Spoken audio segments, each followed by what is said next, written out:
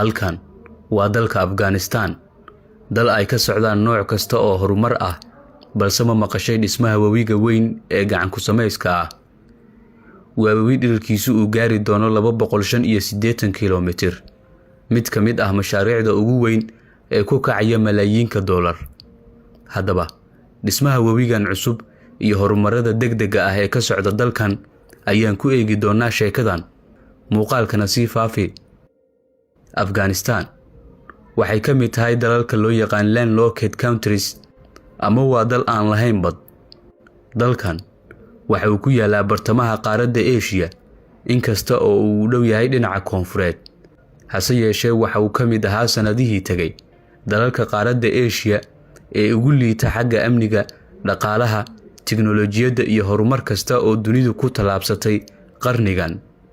Siyaasadda dalka oo ah halka laga jiheeyo ummadda ayaa ahayd mid qasan oo ay gacmo shisheeye maamulayeen muddo fog, taasi oo ay barbar socdeen dagaallo ahli ah iyo kuwa argagixiso. Markii ay hoggaanka u qabteen dadkii u dhashay dalkan, waxa aan kala jeedaa kooxda hadda joogta ee aan laga ogoleen xataa inaan Facebook ka sheegno magacooda. Waxa isbedelay wax kasta. Waxa uu dalku qaaday wadada horumarka iyo ilbaxnimada, jidkii ay kaga daba tagi lahaayeen dunidii dhaaftay. Horumar xawli ah ayaana ka socda 3 sano ee na dhaaftay. Waxa aad u kordhay wax soo saarka gudaha. Waxa ay soo saareen baabuur casri ah oo la jaan qaadaya kuwa ay soo saaraan dalalka horumaray. Waxay hirgeliyeen wadooyin casri ah, biyo xireeno dhowr ah, iyo mashaariic kale oo la yaab leh.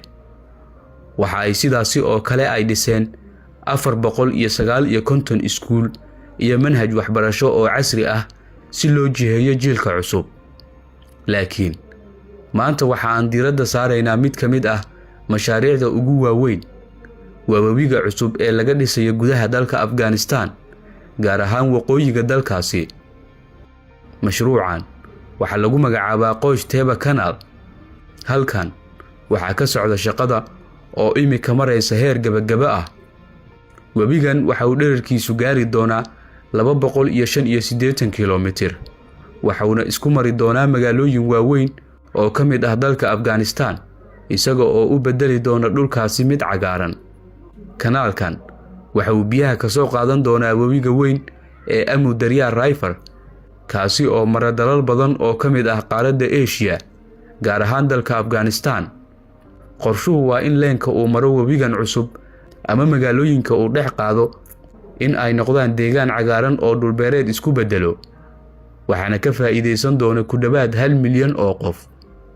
Waxa la aaminsan yahay in uu cirka geyn doono dhaqaalaha dalka Afghanistan iyo in uu wax soo saarka cuntada uu kordhin doono, taasi oo ay kaga maarmaan cunno loo soo dhoofiyo.